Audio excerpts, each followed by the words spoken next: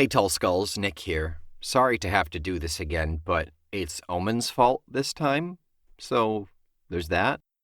So Omen's recording was not up to wonderful standards, and he's got some feedback and some fuzz and some white noise. I've done my best to edit it out and put silence in where it's supposed to be, but there's always going to be a little bit of fuzz in his speech for this episode.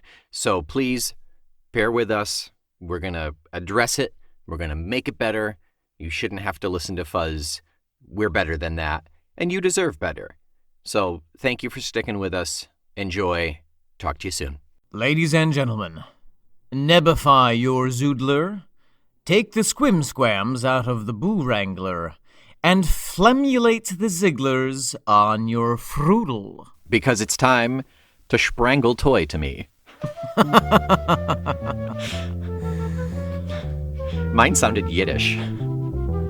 Yes, it did.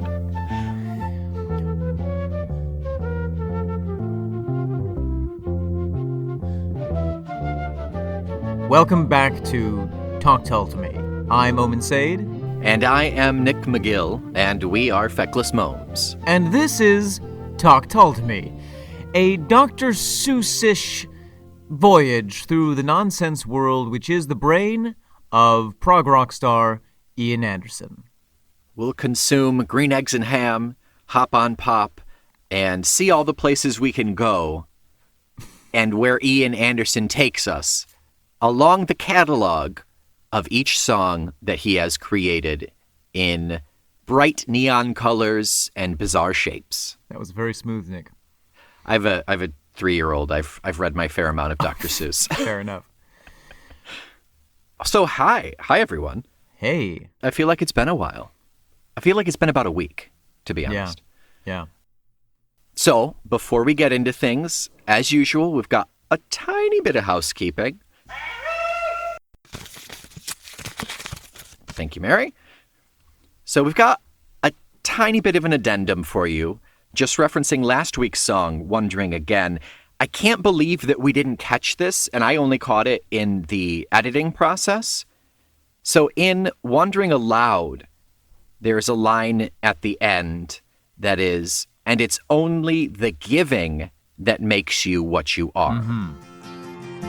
And it's only the giving that makes you what you are. And in Wond'ring Aloud, we talked about how it's about a relationship and it's loving and it's about sharing a life with each other. Right. And a relationship is about giving to each other. Right. But in Wond'ring again, the mirror line is, and it's only the taking that makes you what you are. And it's only the taking that makes you what you are. Which I think very well fits into that whole song, because it's about taking from the earth and only thinking about yourself and dealing with the consequences of that. And that defines the humanity that we see in that specific song. You know, Nick, you know why I think that we missed that last week? Because we were so depressed already by the time we got to the end of the song. I think because it's almost too obvious. Oh. Yeah, I suppose. I think it's just a nice callback to all the other callbacks in that song. We were like a cat trying to find a treat that is right in front of our noses, literally right under our mouth. And we were like, where is it? What are you talking about? Where is it? I see smell nothing. something. I don't know. There are no treats. I can't trust you.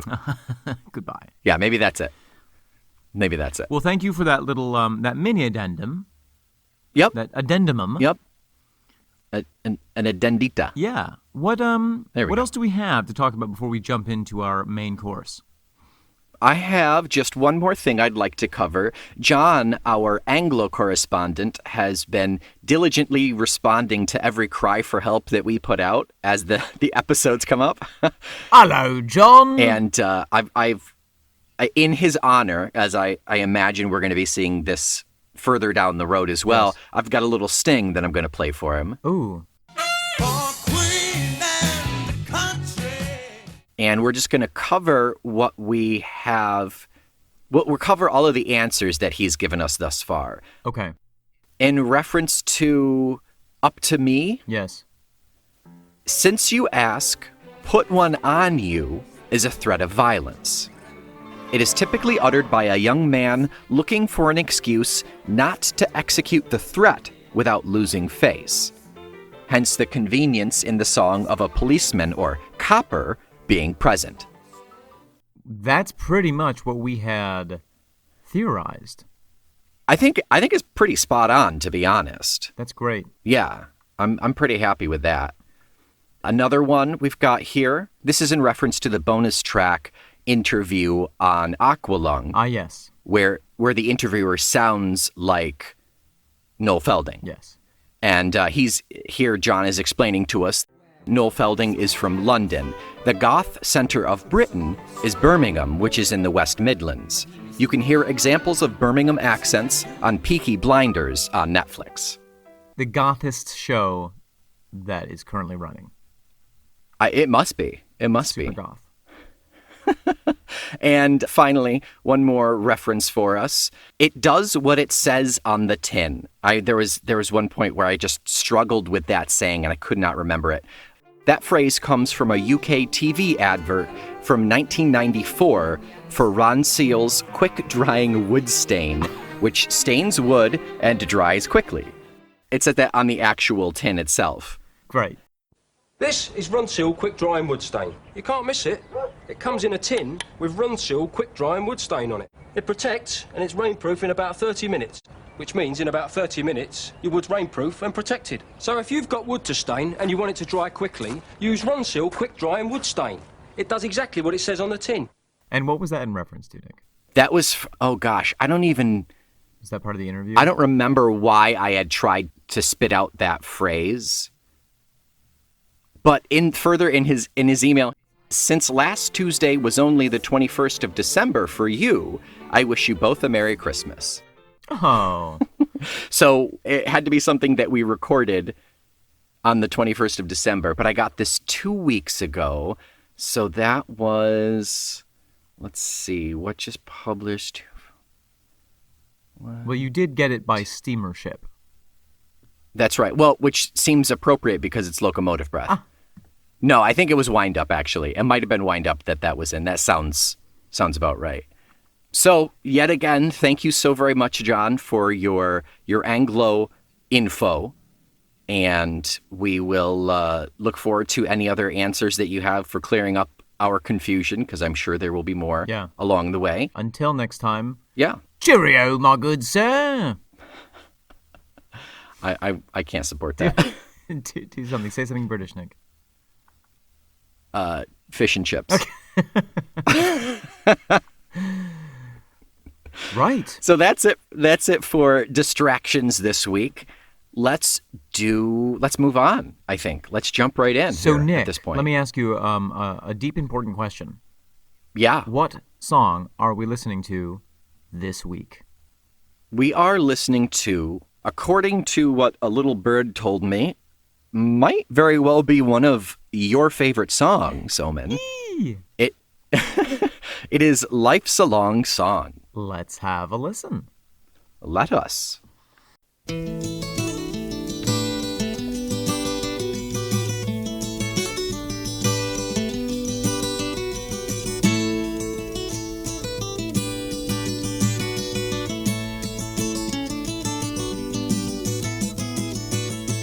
When you've fallen awake and you take stock of So, the news Omen. of the day. Hello, yes, Nick. In the, I don't know, in like 2 sentences, explain to us why this is one of your favorite Tull songs. Wait, I have 2 sentences? Yeah, you've put constraints on me before, so I think it's only fair. May I use commas? All right, Melville. Where to begin? Question mark. Is that your first sentence? No, that's so warm up. This is one of my favorite songs because it's so hopeful. It has such a sense of lightness and positivity about it, which is so unusual in Jethro Tull songs. Period. All right. And the other sentence that I want to say about this song is it was really what I needed to hear at the time that I was introduced to it as a long-haired, patchouli-wearing, monochromatic outfits 17-year-old. So much brown. In upstate New York. Varying shades of brown, but so much brown. Yeah, well, I had that. You had a Union Jack headband that you wore for a while. That was your splash of color. I sure did, and I often tied it to this song, like gearing up for battle. As you were listening to it, you happened to be tying that headband, that bandana. Yep. Okay. Absolutely. Yeah. Yeah, I think everybody listening has a song or two that happen to be a staple in their repertoire in such crucial moments of their lives, such formative, thank you. Such formative moments of their lives. And you, of course, mean their listening repertoire. Sure, unless they were playing it at the same time, which could be even cooler, but I never played an instrument, so. You played, do you have a flute song that is formative for you? You mean one that I played? One that you played when you played the flute, yeah. Yeah, I used to play the theme song from the Christopher Reeve Superman movie. It really got me in the mood. But, lest we digress any further. Nick, what does this song do for you? Is this one of your favorites, or is this just like out there in the stellar field of Jethro Tull? Before we started this episode, this song was kind of just a song I would listen to in passing. It didn't really hold anything terribly poignant for me. Sure. But the meaning behind this song, the story that it's telling, the promise of hope that it's telling, has become really something nice for me to look at, because a little look behind the Jethro Tull vinyl here. This is the third or fourth time we've recorded this episode due to any number and variety of technical errors. Yeah. So the prospect of life is a long song, don't get bogged down in this moment. This is just a series of notes that happen to be, say, in a minor key or whatever, and it'll pick up again. Yeah, that's really the brilliant message behind it, isn't it? Yeah, the idea of looking to the and we've heard this message in so many songs. Yes. Of look on the bright side of things. But this one is just... But this offers a unique and very beautiful poetic perspective on it, which is not just that, like, oh, things are bad now and they'll get better, but but actually the thing that you're experiencing right now, even though it may seem unpleasant, is actually part of this extraordinary construction that, when looked at together and taken as a whole, is a beautiful work of art that is, that it's sublime. Right. It's not just, hey, buck up, kid, things will get better. There's a really nice and beautiful metaphor, a really powerful metaphor that feels kind of extra, if it carries more weight because it's singing about a song from the perspective of Ian Anderson. And I would consider him an expert at this point in songs and life in general. Yeah. I mean, he was what? Probably his Early mid-20s, early mid-20s when he wrote this. Yeah. So it does. Thinking about it that way, it does smack a little bit of the youngster saying life has been so hard, and it's kind of easy to dismiss that. But another thing that we've said about Ian is he is the oldest of old souls, and has been since his umbilical scar was healing. So yeah, no, I was gonna say that. And the other thing is that it's not like he's saying, this could easily be everything's so bad, but maybe it'll get better, blah, blah, blah. Like, I know that I'm going to be great someday. It's literally, it almost reminds me of some of the Buddhist concepts of, the thing that you're experiencing is simply the thing that you're experiencing. Yeah. And taken as a whole, like there's a unity in life that, so it's not even that things are good or bad. It's just life. It's almost saying life is a singular thing, and how extraordinarily lucky we are to get to experience that. Huh. It doesn't say life's a good song. Yeah, that's true. Or life's a pretty song. Right. Or, girl, you're a song, you make me want to roll my windows down and smooth. You know that song? I don't. I don't know that song. It's a country song. Who's it by? What's it called? I do not know. I don't know anything. I don't know. All right, I'll find it and I'll put it in. You make me want to roll my windows down and what? And mourn the And loss of my cruise. dog. Oh. Girl, you a song, you make me want to roll my windows down and cruise.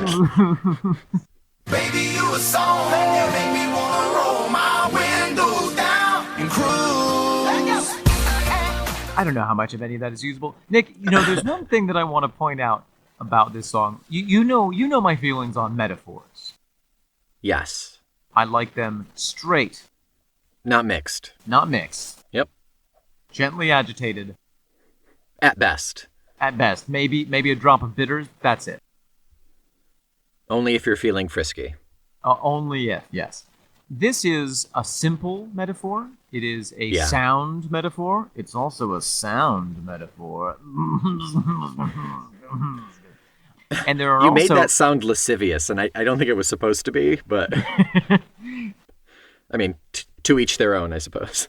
And there are also layers in... The layers of the structure of the playing of the song support the metaphor itself, and all of that I greatly appreciate. I would like to zero in on one little moment that really sets this whole thing off for me. May I do so, Nick? Yeah. Can I just piggyback on that? Piggy. Real quick.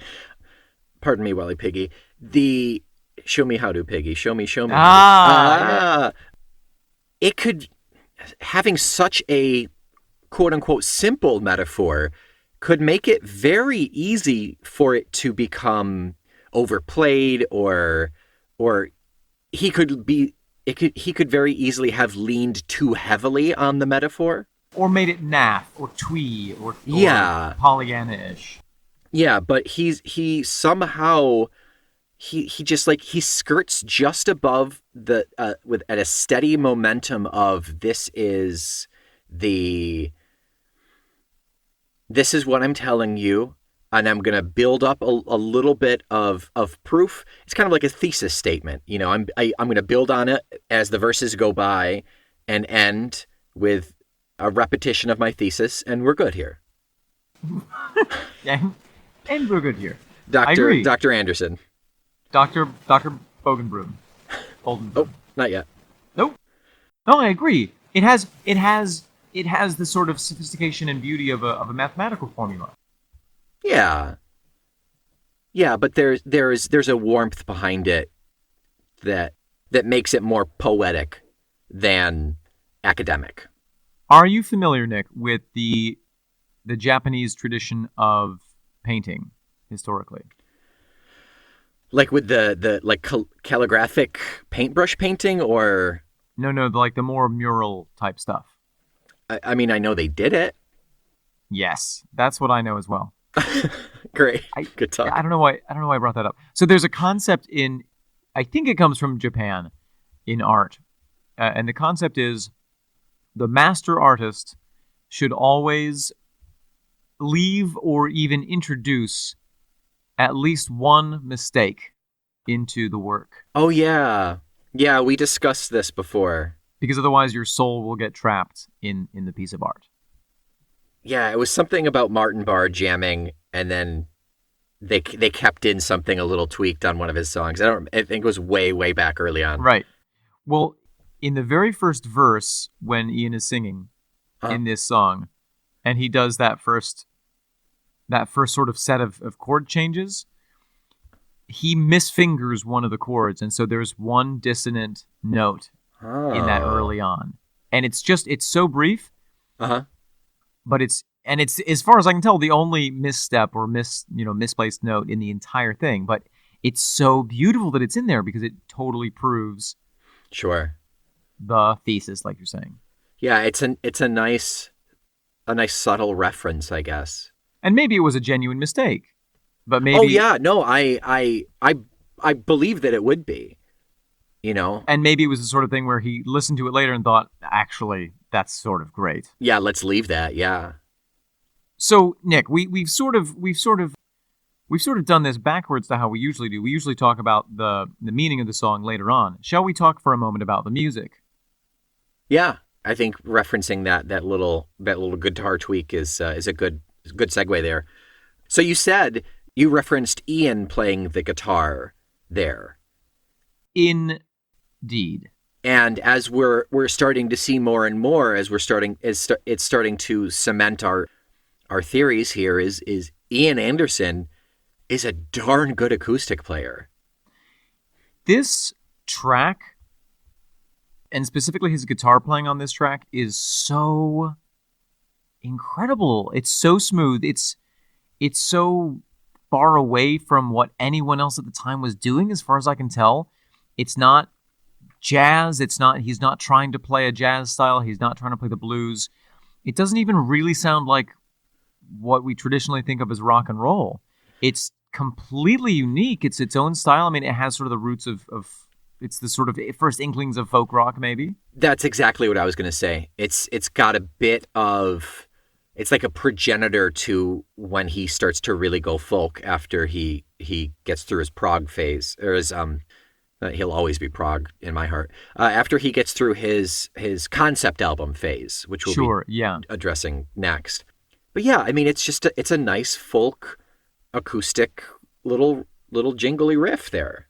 But it's so complex. The rhythm is so complex. The chords that he is doing, those are some very fast changes. He puts in those really quick 16th note or even 32nd note runs, where it's like squiddly squiddly diddly diddly, and then he picks right back up with the rhythm.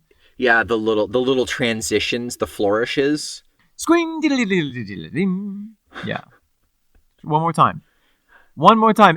Everyone together now. Everyone 2, now. 3. Squim diddly diddly diddly. There we go. Perfect. The song's in 6/8 time, very prog. Nice. Yep. Makes it a bit more difficult to play, I think. Sure. It's constantly driving on itself. Uh-huh. It constantly has that forward momentum. The rhythm is so steady. That's super hard. Yeah. Especially since he doesn't have Clive Bunker or anyone to back him up and to give him that sense of rhythm. Probably Glenn on bass at this point. Right. Still? Glenn Cornick? Let's say so. Yeah. It's just overwhelmingly impressive. Yeah, I mean, it starts with that really nice, solid, steady driving acoustic. Then we get a little more of the instrumentation.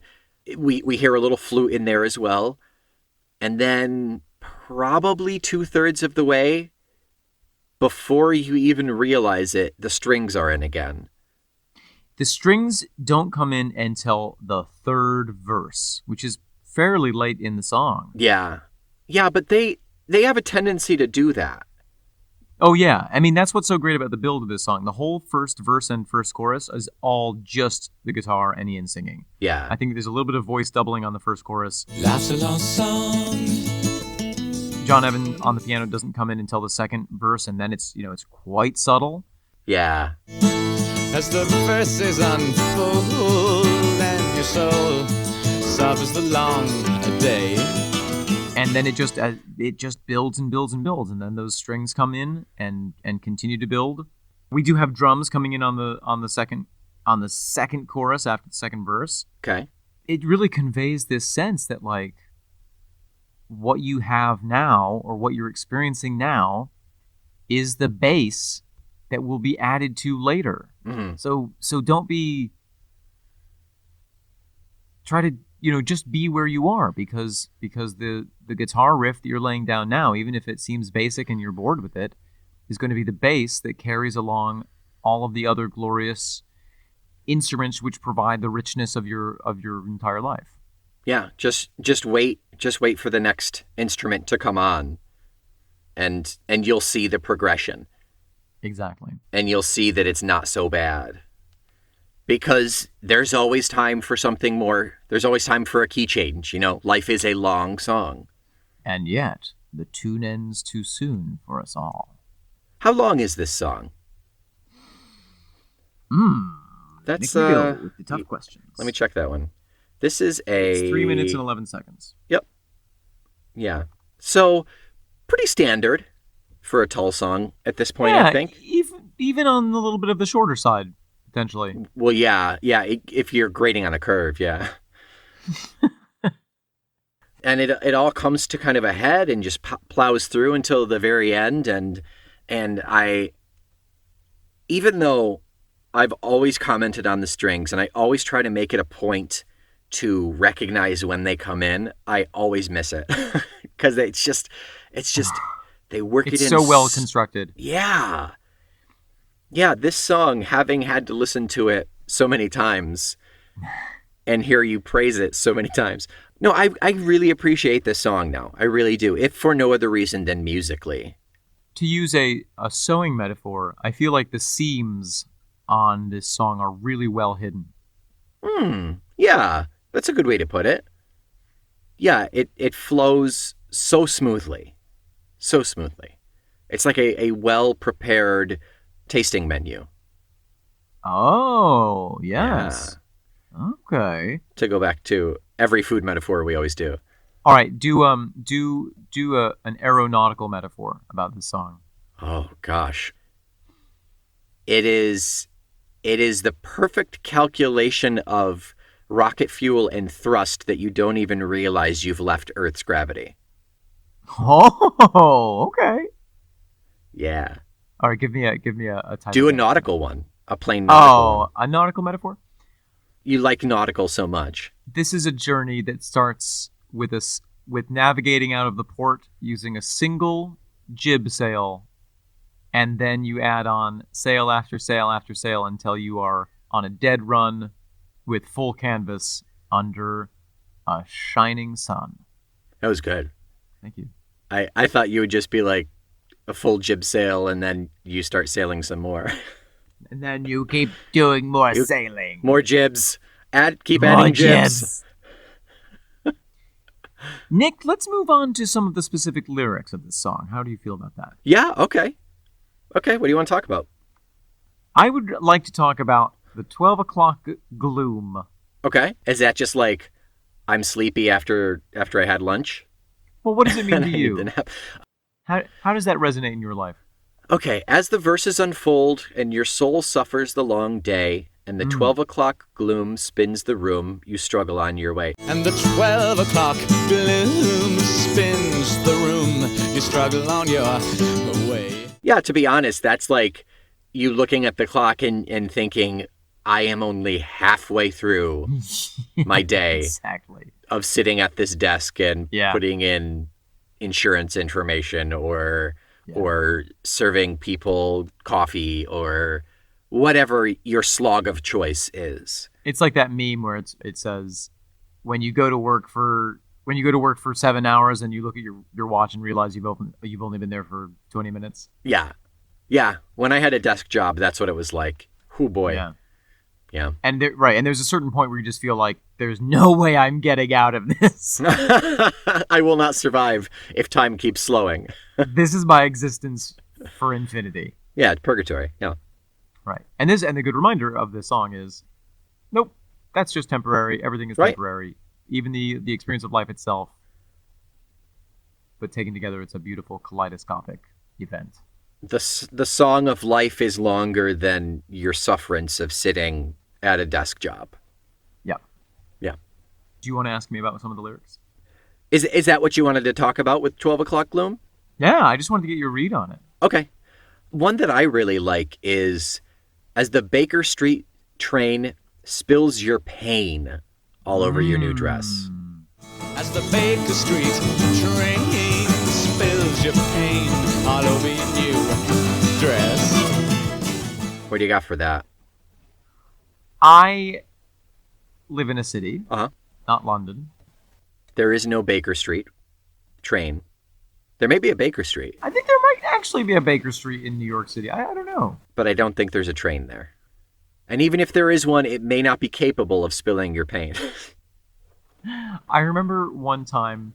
So my strategy, and I think a lot of people's strategy in New York on the subway, especially, is to keep your cards close to your chest. You get on your train. Keep everything close to your chest. You go where you're going, and you try not to let on too much about who you are. Yeah. That's my strategy. Show no weakness. Show no weakness. Yeah, exactly. I want to be neutral. I don't want to I don't want to look stressed out. I don't want to be stressed out either. But if I've had a bad day, I don't want everybody in the world to know about it. Yeah. And I remember a couple of years ago, I had a long day at work. I was really tired. I was carrying a bunch of heavy stuff, and the trains were all messed up, as they sometimes are in New York. So things were going on different platforms, and I just figured it out in time to run to the next platform and miss the train that I really wanted, and the next one was not for like 15 minutes, and I was already late getting home, and I just threw my bag down on the platform, and I think I swore quite loudly, and also dropped my phone because I lost control of my body for a second, and I just it was just like a moment of complete mess. Yeah. And everyone just kind of turned and looked at me with that yeah, we're all feeling that way, but chill, dude. Keep it together. And I felt like I had spilled my pain all over myself. Okay. So is that how you interpret that? Yeah, it is. It is. It's like when outside circumstance upset you to the point where you lose composure. Okay. Yeah, and your pain is therefore visible. Yes, there for the world to see. Okay. I like that. Nick, let me ask you about the symphony sounds. Yes. Oh, yeah, I mean, it's the sounds of being underground where there are trains just roaring by at not safe to hear decibels, and people talking and playing music and yelling, and it is the sound of a city, and that particular pocket in a city that is being underground waiting for a train. The symphony sounds underground puts you under duress. Yeah, it's and loud noises on a lizard brain level spike panic in humans and mammals. It's not so evident for some of us, and some of us don't display it as much, but I mean, any loud noise is gonna release all those stress hormones and nastiness, And what an amazing way to turn an experience on its head. Say, what some people would describe as a cacophony or a battled Ian says the symphony sound. Yeah. That all of these disparate things are actually all part of this one amazingly constructed, beautiful experience. Yeah. Now, at this point in the song, the strings have already come in, right? This would have been a really nice part to introduce the strings in. Yeah, I think they flourish. And the symphony sounds underground, but you wanted to rest. Okay, so he definitely acknowledges. Yeah, it is 100% acknowledged there. I'm very happy with that. Ian Anderson can rest easy. That's some of that yeah, don't worry, Ian, I won't write an email. That's some of that gorgeous Tull string sound that I just love so much. That broad sweeping. It's every time I hear their strings, it has that. I can't even explain it. I don't know if it's like I don't know if it's the combination of instruments. I don't know if it's a specific key or something, but you love them. It hits a specific note, and I can't. I know this happens every time, and I obviously can't say what the hell I'm trying to say here. But whenever I hear strings elsewhere, it doesn't sound like that. You know what I want to do for you, Nick? Put together a compilation of like all the Tull strings. I want to take the Tull strings, the sound of the Tull strings, and weave it into an amazing Technicolor Dreamcoat for you that you can swaddle yourself in, and just go through your day living in a garment made of that sound. It would be my Wonder Woman bracelets or my Captain America shield. Indeed. I could protect myself. I was thinking I'd go into a sensory deprivation chamber and just play those strings. You might never come out. I would just go insane. Yeah, like it would be like going into the Matrix. I wouldn't want to leave. I would take the blue pill. We'd open up the doors and there'd be nothing in there. and that was the end of Nick McGill. Just empty. He's in the string force now. Oh my gosh. Nick, is there anything else that we want to discuss about this song? No, I don't think so. I think that's pretty solid for this. I don't really even have any closing. I think honestly, any closing remarks would probably be string related, and you've already heard it all. Yeah, let's back off to a safe distance of 100 feet.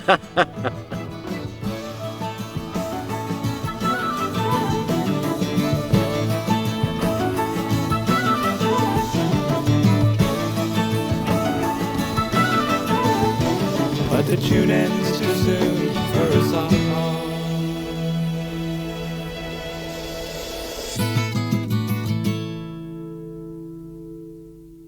Well, Nick, what are we listening to next week? Next week we're getting back into a chunk that you haven't heard before. It's going to be Up the Pool. And by you mean me. Yeah, yes, by me I mean you. What? So next week, we'll be talking Tull to you, by whom I mean the listener, about Up the Pool. Until then, there's no reason why you can't write a couple of notes into your symphony. Make your song at least 5 notes long, and may those notes be star-shaped. Until next week, fair listeners, I am Nick McGill. I am Omen Sade. We are Feckless Momes. And this is Talk Tull to Me.